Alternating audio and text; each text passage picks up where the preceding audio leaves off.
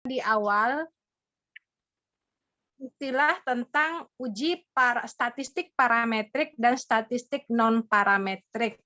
Nah,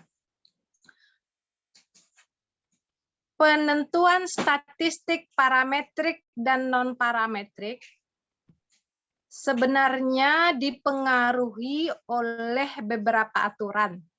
Ya. Statistik parametrik adalah uji statistik yang dapat kita lakukan jika data yang kita miliki memenuhi kriteria. Yang pertama, kriterianya adalah data berdistribusi normal dan data memiliki varian yang homogen. Oleh sebab itu, kita mengenal istilah normalitas dan homogenitas. Apa artinya data berdistribusi normal? Ada yang bisa jawab? Apa itu data berdistribusi normal? Izin menjawab, Bu. Silakan. Data berdistribusi normal adalah data yang mengikuti bentuk distribusi normal di mana data memusat pada nilai rata-rata dan median, Bu. Betul. Jadi kita memiliki data kan jumlahnya lebih dari satu. Nah, sebaran data itu ada yang tersebar dalam pola normal, ada yang tersebar dalam pola tidak normal. Definisi normal menurut pendekatan statistik adalah jika data itu disusun kurva lengkungan yang bentuknya simetris, ada bagian landai kiri kanan yang sama tingkat kelandaiannya, dan ada bagian puncak yang berada persis di sisi landai kiri dan kanan. Jadi bisa dikatakan kurvanya lengkung sempurna. Nah, ada kurva yang tidak lengkung sempurna, di mana puncak kurva bisa jadi miring ke salah satu sisi, ke sisi kiri atau ke sisi kanan. Nah, jadi data yang bagus itu adalah data yang kalau disusun dalam kurva normal, maka dia berada dalam rank kurva normal tersebut. Itu menurut aturan statistik. Nah, apa maknanya? Apa kriterianya? Jika data itu berada dalam kurva normal, maka angka satu data terhadap satu data lainnya berada pada nilai rata-rata atau di sekitar nilai rata-rata, terpusat di sekitar nilai rata-rata dan nilai tengah. Nah, kalau dia jauh dari nilai rata-rata, maka tentu frekuensinya akan berat ke salah satu sisi. Misalnya, banyak data yang berada di bawah nilai rata-rata. Kalau kita umpamakan ada data berkisar dari 1 sampai 100, nilai tengahnya umpamanya berapa? Kita asumsikan nilai tengahnya adalah 50, misal ya. Nah, kalau data yang berjumlah yang terdapat itu banyak berada di bawah angka 50, kemudian kita gambarkan dalam bentuk kurva, nanti kurvanya kira-kira miring kemana? Ke kiri, Bu. Ke kiri, bagus. Berarti kita bisa membayangkan ya, atau sebaliknya, nilainya itu banyak di atas nilai tengah. Berarti kurvanya nanti Ke kanan, Bu. Kanan, Bu. Betul. Nah, miring ke kiri dan miring ke kanan secara visual menjadi salah satu penanda sebaran data penelitian kita bagus atau tidak bagus. Ya, kalau bagus dan memenuhi kriteria normal, maka nanti kita boleh melakukan ujinya, uji statistik parametrik. Tetapi kalau tidak bagus, maka nanti pilihannya ke statistik non parametrik. Tidak bagus ini bukan berarti nilainya jelek-jelek semua, tidak. Bagus dalam definisi statistik. Bagus dalam definisi statistik itu adalah terdistribusi normal atau tidak terdistribusi normal. Paham? Paham, Bu. Nah, sekarang untuk kita mengetahui data kita itu normal atau tidak normal, itulah pentingnya kita melakukan uji normalitas pada video yang Ibu berikan. Kenapa uji normalitas penting? Uji normalitas dan uji homogenitas adalah prasyarat. Apa artinya prasyarat? Syarat sebelum, Bu. Syarat sebelum, Bu. Syarat yang dipenuhi sebelum. Syarat yang harus dipenuhi sebelum melakukan suatu uji.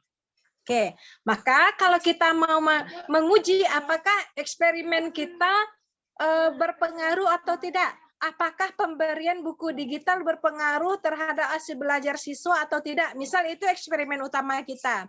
Maka untuk boleh kita melakukan uji statistik yang membuktikan pengaruh atau tidak ada pengaruh, kita harus melakukan uji prasyarat dulu. Itu yang disebut dengan uji normalitas dan uji homogenitas. Oke, berarti harus kita melakukan uji normalitas atau tidak harus? Atau pilihan sifatnya? Harus, Bu. Harus, Bu. Untuk Iya. kita mengetahui. Betul, wajib kita melakukan uji homogenitas. Apapun pendekatan statistiknya, apapun ya, maka uji prasyaratnya harus dipenuhi. Itu prinsipnya, nggak boleh dilanggar. Oleh sebab itu, kita harus terlatih melakukan uji normalitas dan satu lagi uji homogenitas. Nah, bagaimana cara melakukan uji normalitas? Uji normalitas dapat dilakukan dengan 3 pendekatan. Ya, 3 pendekatan yang Ibu maksudkan. Kenapa Ibu bilang pendekatan? Karena sekarang untuk melakukan penghitungan sudah ada 3 cara bantuan. Pertama, berbasis manual. Yang kedua, menggunakan bantuan Excel. Yang ketiga, menggunakan bantuan apa? SPSS. SPSS. Maka ketiga-tiganya kalau kita lakukan dengan prosedur yang benar, maka nanti akan menghasilkan nilai yang lebih kurang sama. Artinya, kalaupun berbeda, paling berbeda pada desimal 1/10 saja. Tidak akan berbeda pada satuan 1 atau angka depannya. Paling pada yang di belakang desimal nanti bedanya. Nah, kenapa Ibu memperkenalkan 3 video? Karena kemarin dari hasil pemantauan, Ibu tidak yakin semuanya sudah install SPSS. Apakah Ibu salah atau memang benar seperti itu? Benar, Bu. Benar, beberapa laptop nggak bisa install, Bu. Ya, sangat dipahami kendalanya karena tidak bisa install, kemudian kita dapat aplikasi yang berbayar kadang-kadang atau tidak kompatibel. Oleh sebab itu, bukan berarti kalau tidak ada SPSS kita tidak bisa analisis data. Kita masih bisa berbantuan Excel. Semua laptop ada Excel nggak? Ada, Bu. Ada, Bu. Kalau Anda tidak punya Excel atau SPSS, Anda tidak punya laptop, Anda hanya punya secari kertas yang berisi data, apakah itu menjadi alasan Anda tidak pandai uji normalitas? Tidak, Bu. Tidak, Bu. Karena masih ada langkah manual penghitungannya. Oleh sebab itu, Ibu berikan 3 alternatif sesuai dengan kondisi yang Anda miliki sebagai sarana latihannya. Bagi yang terbatas dengan perangkat, Sangat dipahami dalam kondisi seperti ini bisa jadi laptop kita rusak, bisa jadi ada masalah. Jadi silakan ikuti prosedur menggunakan manual. Bagi yang sudah berhasil menginstal SPSS, coba manfaatkan kebisaan Anda untuk melakukan uji normalitas dengan SPSS. Bagi yang tertarik eksplorasi Excel, boleh menggunakan Excel untuk melakukan uji normalitas. Videonya sudah diberikan sebagai tuntunan.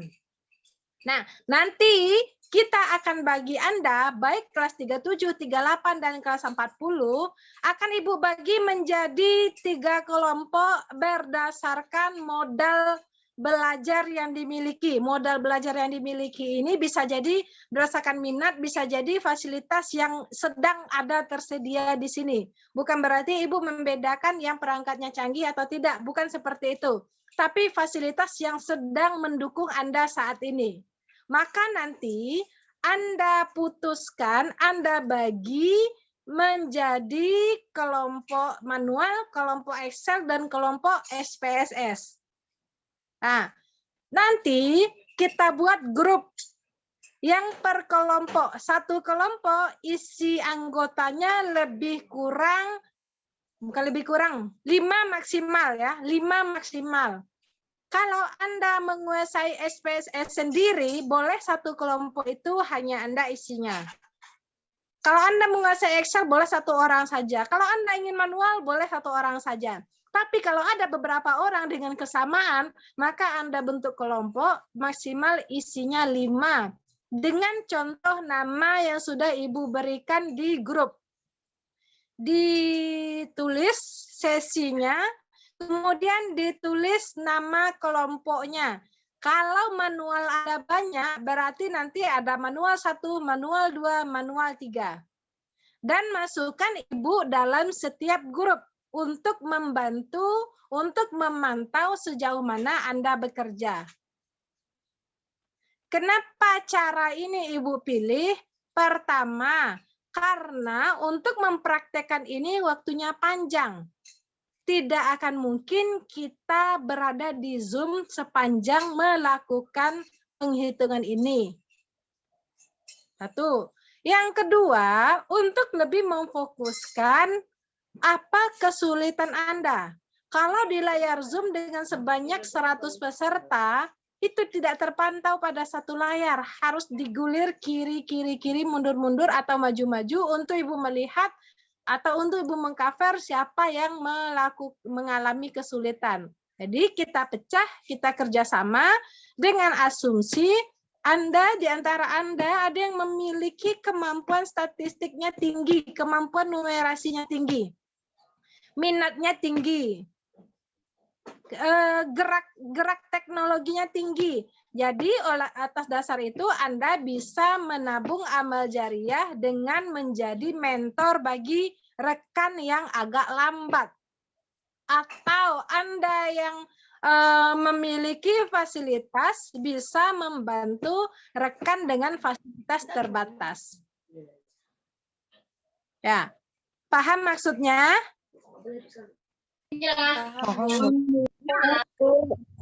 Oke. Nah, sekarang kita kembali, berarti nanti silakan koordinasi di grup tentang pembagian kelompoknya. Kalau kelompok 39 kemarin Ibu bagi langsung karena layarnya cuma 1. Tapi kalau sekarang ada 3 layar, Ibu sulit menentukan berapa orang yang manual, berapa orang yang berbasis alat atau bantuan. Oke, jadi nanti diserahkan kepada kedua kelompok. Yang jelas Ibu mendatanya nanti kalau udah ada muncul di WA Ibu nomor 1, 2, 3, nah berarti itu udah lengkap. Kalau tidak ada, ya berarti rugi sendiri. Nilainya dari sana. Ya. Sekarang kita masuk ke kembali ke uji normalitas. Nah, uji normalitas selain kita gunakan untuk mengukur, untuk memutuskan statistiknya parametrik atau non parametrik, uji normalitas itu berlaku untuk semua jenis data. Jadi apapun data yang kita miliki, data ordinal, data interval, data rasio, data nominal, boleh kita lakukan uji normal. Oke. Nah, apa yang perlu kita ingat? Hipotesis ketika mengajukan uji normalitas. Nah, ingat, ini berbeda dengan hipotesis penelitian yang kemarin kita bahas. Kalau dalam hipotesis penelitian, kita mengenal ada istilah hipotesis nol dan hipotesis alternatif. Ya. Bagaimana rata-rata bunyi hipotesis nol pada hipotesis penelitian? Masih ingat?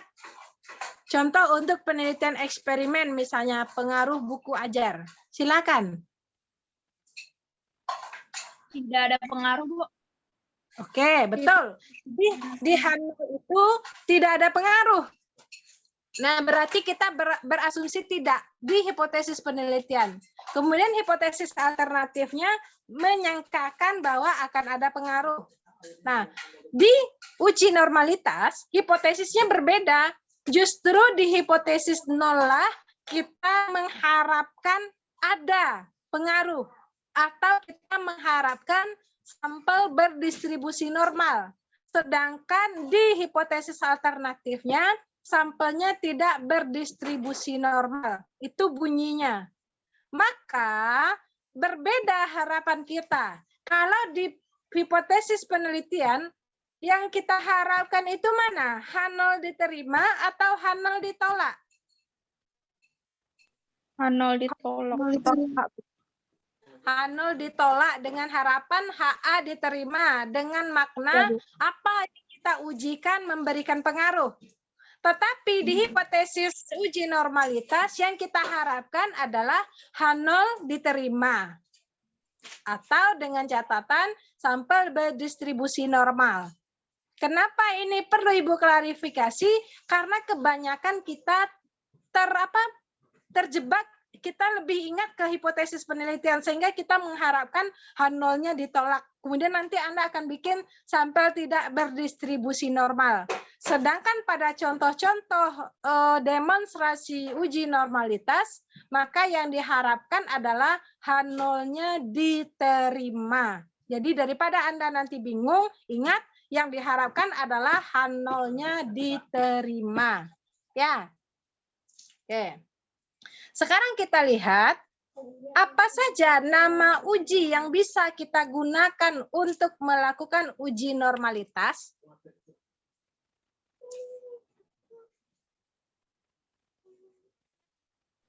Maaf, Bu. Apa tadi, Bu?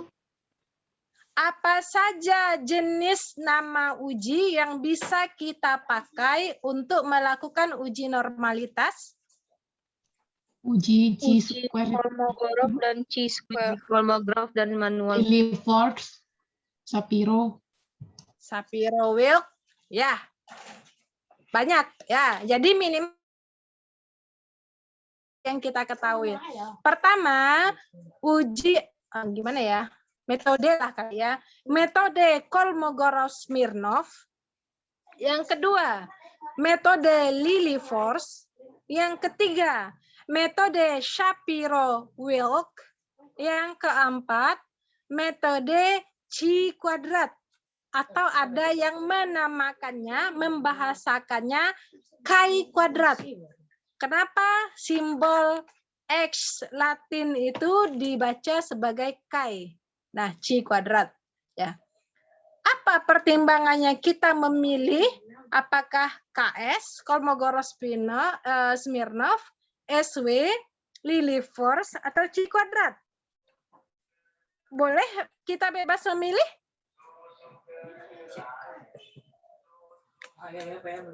Tidak, Bu. Apa pertimbangannya? Data tunggal atau data kelompok, Bu? Oke, kalau data tunggal kita pakai apa? Lilliefors atau uji KS? Kalau data kelompok? Chi kuadrat, Bu. Data kita, kalau data hasil belajar rata-rata data apa? Kelompok, Bu. Data kelompok. Kita sarankan menggunakan metode chi kuadrat. Jadi silakan di buku statistik pendidikan yang dari 2 dari 3 buku statistik yang Ibu berikan itu ada langkah manual menggunakan uji chi kuadrat dan uji Liliford. Namun di video yang dicontohkan kan uji chi kuadrat kan ya. Anda boleh ikut yang video aja karena untuk S1 banyak dan lazim diterima ujinya adalah uji chi kuadrat. Jadi sekarang silakan praktek pada satu cara aja dulu uji kuadrat. Kalau nanti sudah terlatih, boleh kita pindah ke uji yang lainnya. Boleh mencoba uji yang lainnya. Ya, insya Allah setiap langkahnya ada itu. Aturannya di statistik ini patuh pada satu prosedur. Ya, patuh pada satu prosedur. Nah, kemudian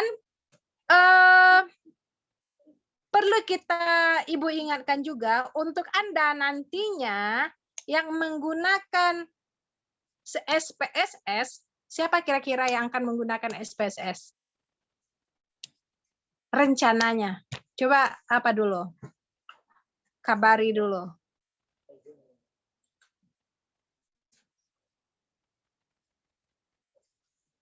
Kita pakai ciput, nak. Pakailah ciput.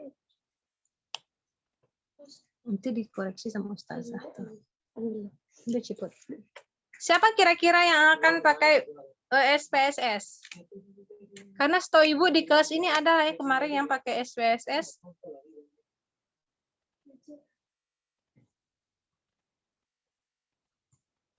Nah, jangan dulu. Ibu tanya siapa yang sudah install SPSS? Zafira udah, Bu. Oke, alhamdulillah. Zafira, siapa lagi?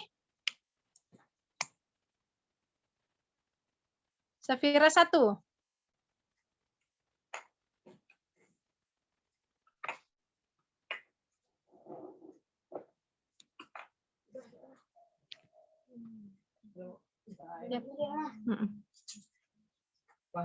Selain Zafira ada?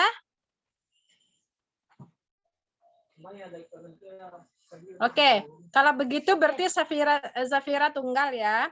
Nah, karena Zafira sudah install, jadi challenge silakan Zafira gunakan SPSS untuk melakukan uji normalitas. Karena to be honest, sebenarnya SPSS menyajikan banyak kemudahan. Kalau kita melakukan uji normalitas dengan SPSS, maka nanti ada pilihan ujinya. Mau pakai yang mana? Semuanya ada di fasilitasi.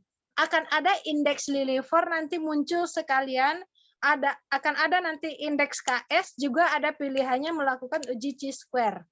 Jadi kalau di SPSS, sekali kita punya data, kita bisa memprosesnya dengan uji yang mana saja, sehingga hasil kerja kita akan bisa memunculkan beberapa metode pengujian. Jadi misalnya kalau kita dapatkan outputnya nanti, maka ini kalau memakai indeks KS ini angkanya, kalau memakai indeks Liliford ini angkanya, kalau memakai indeks Shapiro ini angkanya. Hanya dengan satu kali perintah saja, data kemudian pilih mau yang mana. Jadi ada opsinya. Itu kelebihan SPS, lamanya hanya di menginput data. Lamanya hanya di menginput data, tetapi kalau kerjanya tidak sampai 5 menit. Sangat membantu. Nah, silakan nanti kalau ada yang berminat bergabung dengan Zafira, tapi kalau Anda bertahan di Excel dan manual, tidak apa-apa, tidak masalah, tidak akan Ibu paksakan. Tapi yang mau challenge, silakan nanti install SPSS. Karena untuk uji-uji berikutnya akan banyak juga kita melibatkan hitungan. Dan kalau diukur dari segi waktu serta kerumitan bekerja, tentunya menggunakan SPSS akan sangat membantu karena itu adalah aplikasi khusus untuk statistik. Oke. Ada pertanyaan sampai di sini?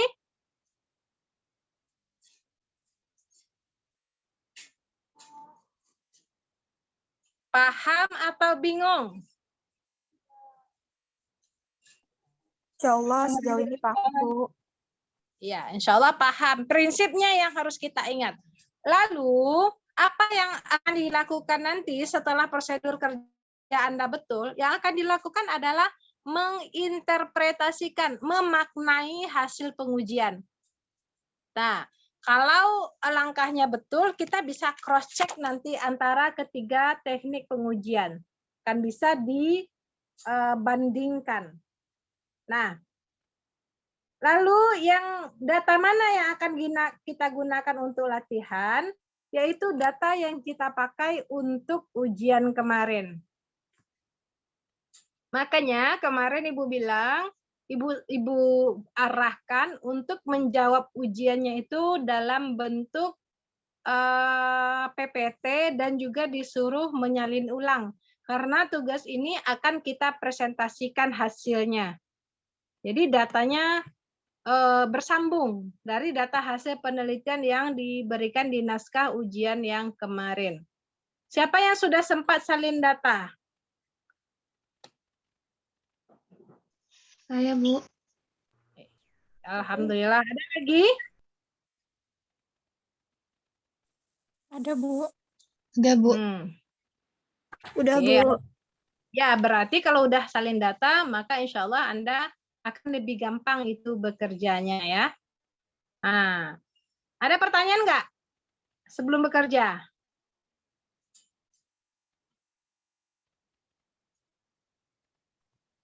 Kalau tidak ada, kita masuk kepada jodohnya. Apa jodoh dari uji normalitas atau bagian yang tidak terpisahkan dari uji normalitas itu adalah uji homogenitas. Apa itu uji homogenitas? Apa itu artinya homogen? Sama Homogen Ibu. menyamakan. Apa? Kalau homogen itu menyamakan, Bu. Menyamakan, ya sama katanya ya, homogen. Nah, emangnya apa alasannya kenapa kita perlu mencek kesamaannya? Kesamaan apa sih gitu? Kehomogenan apa sih?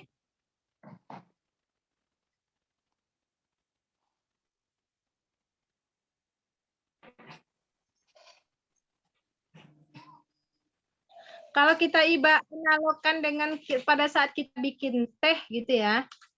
Bikin teh pakai gula kan ya? Iya, Bu. Nah, kalau orang yang suka manis. Sekarang kita lihat fase pertamanya. Bikin teh kan gampang aja, teh celup misalnya. Teh celup itu pakai air panas atau air dingin? Panas, Panas. panas, Bu. Kenapa kita perlu pakai air panas? Kalau pakai air dingin gimana? Gulanya biar larut. Kalau pakai air larut. panas. Sebelum kita tambahkan gula, Supaya warnanya mudah. Tehnya tuh sari-sari warnanya lebih pekat. ya, populasi supaya agar tehnya berdifusi lebih cepat, Bu. bagus, Benar. supaya difusi lebih cepat. Difusi berarti pergerakan zat dari konsentrasi tinggi ke konsentrasi rendah. Berarti penyebarannya lebih cepat. Di dalam konsep sains, energi diperlukan untuk mempercepat kerja ya. Nah, panas diperlukan untuk mempercepat kerja. Apa contohnya? Kalau jemur kain diperlukan untuk lari, diperlukan nasi supaya bisa sanggup berlari. Jadi energi digunakan untuk mempercepat kerja, termasuk energi panas untuk mempercepat proses distribusi molekul atau partikel teh di dalam segelas air. Nah, Anda bisa.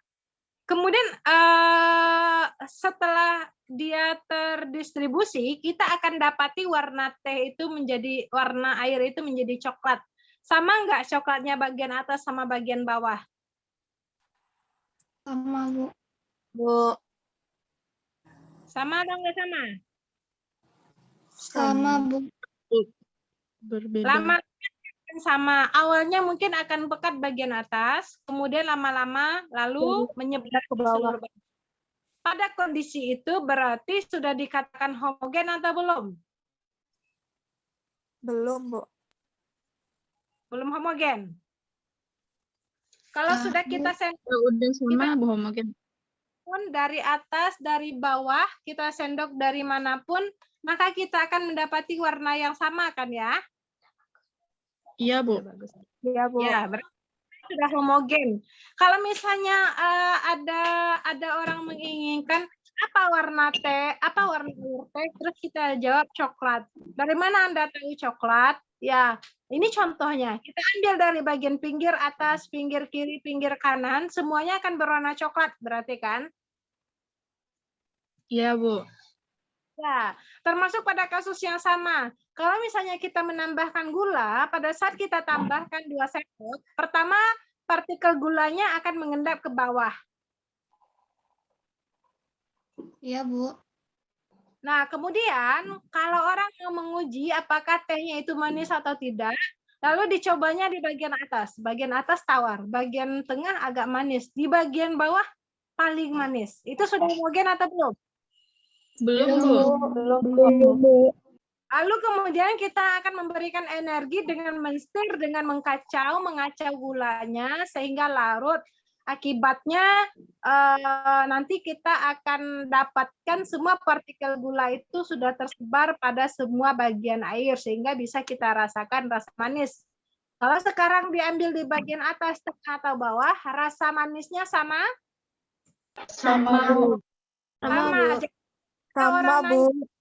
tehnya Anda manis atau tidak? Bagaimana cara Anda membuktikannya? Mencicipinya, Bu. Cipi, Bu. Dicicipi dari sampel mana saja. Dari Atas, sampel Bu. saja. Secara acak.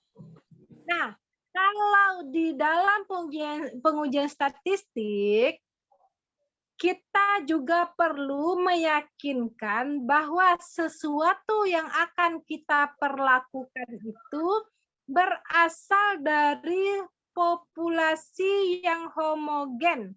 Homogen berarti sama atau mewakili dari semua bagian. Ya, misalnya kita punya angka 35. Kita nggak tahu. Sudah ada kumpulan data, tapi kita tidak melihat rincian datanya. Nah, kalau kita lakukan uji homogenitas dan kita dapatkan suatu nilai, maka kita boleh menyimpulkan bahwa angka 35 itu merupakan bagian dari populasi yang kita uji. Kenapa? Karena hasil uji homogenitasnya menunjukkan variansinya homogen. Penyimpangan data yang kita ambil, angka 35 itu tidak jauh berbeda dari variansnya. Jadi, kalau begitu kita membolehkan data angka 35 itu ikut dalam uji statistik berikutnya. Jadi, maknanya homogen adalah memperlihatkan bahwa 2 atau lebih data atau kelompok sampel berasal dari populasi yang memiliki variansi yang sama. Nah, variansi yang sama walaupun tidak persis sama. Sebagai contoh, nanti kita mungkin akan mendapatkan angka variansnya 8,3. Kemudian data kelompok yang lain kita dapatkan angka variansnya 8,7. Dia kelihatan sama. Ya, tetapi belum tentu kita yakini bahwa semua data yang dibalik kelompok itu semuanya memiliki varians yang homogen. Oleh sebab itu, kita perlu melakukan uji homogenitas. Sebagai contoh yang lebih real. Di awal pernah Ibu bilang, ada kelas A rata-ratanya 85, kelas B rata-ratanya 87. Menurut Anda, Kemampuan kelas A apakah sama dengan kelas B? Tidak. Berbeda, Bu. Berbeda. Nah, itu yang tidak bisa kita judge dari angka yang muncul seperti itu saja. Harus kita telusuri ke komponen-komponen nilai yang dibalik angka 85 dan 87 itu. Ya, ada kalanya 85 dan 87 homogen. Ada kalanya 85 dan 87 tidak homogen. Sehingga bisa kita simpulkan, ada kalanya kelas A lebih tinggi dari kelas B. Atau kelas A sama dengan kelas B. Walaupun angkanya adalah 85 dan 87. Dari mana kita tahu? Dari uji homogenitas. Kalau uji homogenitas menunjukkan dia homogen, berarti angka 85 dan angka 87 merupakan angka yang mewakili populasi yang homogen satu sama lainnya. Kelas A nilainya sama dengan kelas B, walaupun dimunculkan oleh angka rata-rata yang Nah, sebaliknya ada kalanya keduanya itu memang benar angka 87 lebih tinggi daripada angka 5. Dari mana kita tahunya? Dari uji homogenitas yang menunjukkan kelas A tidak homogen dengan kelas B. Nah, jadi uji homogenitas berfungsi untuk memastikan bahwa sampel yang kita pilih, kelompok sampel yang kita pilih memiliki kesamaan. Dalam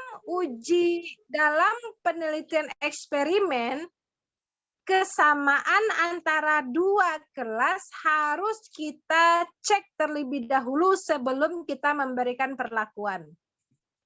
Kenapa coba-coba? Kenapa kira-kira? Kenapa harus kita cek dulu bahwa kedua kelas itu sama atau homogen? Agar bisa dibandingkan. Kita seperti yang Ibu sampaikan tadi, tidak bisa melihat dari angka saja. Ya, agar kita bisa bandingkan secara fair ya. Kadang kita mikir gini, kita punya perlakuan, kita kasih ke kelas 87.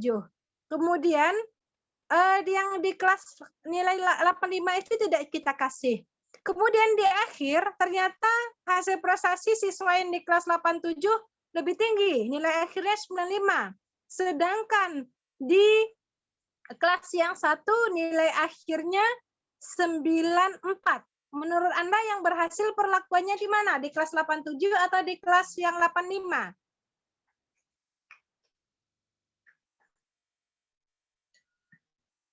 Kelas 85 nilai akhirnya 94. Kelas 87 nilai akhirnya 95. Menurut Anda, perlakuan Anda berhasil ke kelas yang mana? Kelas 87 atau ke kelas 85? 87. Ke kelas 87. Kenapa? Karena nilai akhirnya lebih tinggi.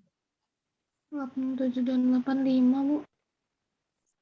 Belum bisa kita pastikan kalau kita tidak mencek startnya dari yang sama. Starting point-nya sama. Starting point-nya sama ditunjukkan oleh kehomogenan antara dua kelompok tersebut. Jadi nggak boleh kita bilang, oh meningkat kalau di kelas 87, di mana hasilnya? Karena dia di nilainya 95. Sedangkan secara angka kita lihat starting point-nya 87. Nah, di kelas yang satu lagi starting point-nya 85. Lalu nilai akhirnya adalah 94. Jadi kalau dihitung selisih, lebih banyak improvement di kelas 85 dibanding kelas 87 kan ya? Iya, Bu. Satu angka. Nah, jadi kita itu adalah contoh sederhana yang membuat kita tidak bisa langsung menjudge tanpa tahu keadaan awalnya homogen atau tidak.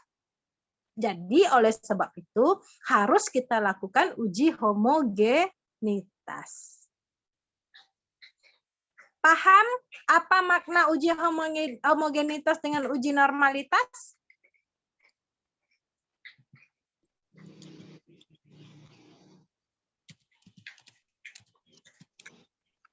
Paham apa bedanya?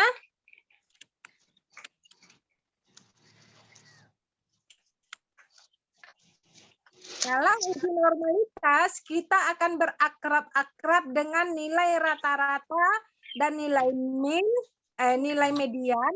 Kalau uji homogenitas, kita akan berakrab dengan nilai varians atau simpangan. Itu perbedaannya. Uji normalitas memastikan sebaran data terdistribusi normal. Uji homogenitas memastikan bahwa kelompok yang kita uji nantinya berasal dari kelompok yang homogen atau sama. Bukti homogenitasnya adalah nilai variansnya tidak jauh berbeda. Oke, sekarang pertanyaan praktisnya, apa saja nama uji homogenitas yang dapat kita tiru atau kita pandu?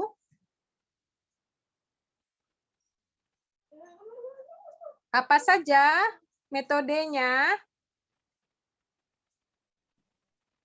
Ini Bu, uji homogenitas itu ada dua varian, yaitu ada uji homogenitas variansi dan uji Bartlett, Bu. Oke, bagus. Ya, uji Bartlett. Ada satu lagi, ada jenis lainnya kita bisa gunakan. Selain uji Bartlett, banyak nanti sebenarnya pilihannya.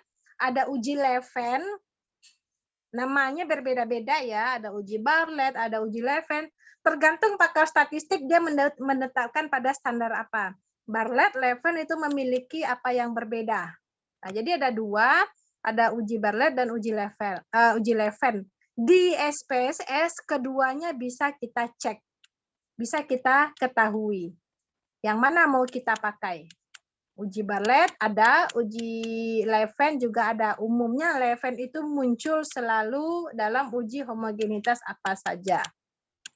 Nah, di manual kita mengacunya pada nilai tertentu terhadap tabel.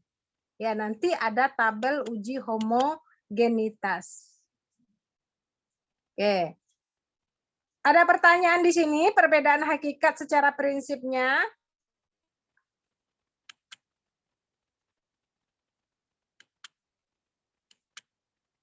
Nah, kalau tidak ada, kita langsung bekerja saja. Silakan Anda nanti mempraktekkan uji normalitas dan uji homogenitas. Kebetulan untuk video uji homogenitas belum Ibu pilihkan, karena Ibu pikir uji normalitas itu jauh lebih rumit langkahnya. Jadi perlu waktu yang agak serius. Kalau sudah selesai nanti di uji normalitas, Anda bisa meminta saran video yang mana, tapi boleh juga kalau Anda bisa mencarinya sendiri, silahkan pakai. Ada banyak video yang mudah dipahami untuk uji homogenitas. Bisa kita pindah ke praktek sendiri. Praktek ini durasinya lama, 1 minggu, sampai kita bertemu di perkuliahan berikutnya. Lalu pada saat perkuliahan, kita cuplik yang menampilkan hasilnya. 1 dari kelompok SPSS, 1 dari kelompok manual, dan 1 dari kelompok Excel. Nah, kalau kerja Anda sama dengan yang lain, berarti deal kerja Anda benar. Tapi kalau berbeda, berarti kita telusuri, Anda evaluasi di mana perbedaannya. Oke, kalau tidak ada, kita akhiri Zoom ini. Silakan kembali melanjutkan, boleh diskusi di ruang kelompok di grup WA kita, atau kalau Anda punya grup WA sendiri boleh juga diskusi di sana. Hasilnya adalah kelompok-kelompok kerja yang kecil. Dan saya sewaktu-waktu akan memberikan komentar kalau Anda untuk mencegah kalau Anda tersesat lebih jauh, atau membiarkan Anda saja kalau rasanya itu tidak perlu diarahkan. Kelas 37 ada pertanyaan? 38? Oh, alhamdulillah cukup paham, Bu. Alhamdulillah. 39? 39 nggak ada ya. Udah lewat. 40? Alhamdulillah cukup. Oke, terima kasih. Nah, bekerja dengan teknologi memungkinkan Anda mencari jalan pintas, tetapi tergantung kitanya. Ada yang bisa mau dapat hasilnya saja, ada yang ingin melalui prosesnya. Ya, dalam sudut pandang sebagai mahasiswa, Ibu menemukan dahulunya ada teman Ibu yang suka menggunakan jalan pintas, tapi ada yang rela berlama-lama dengan proses agar dapat pengalamannya.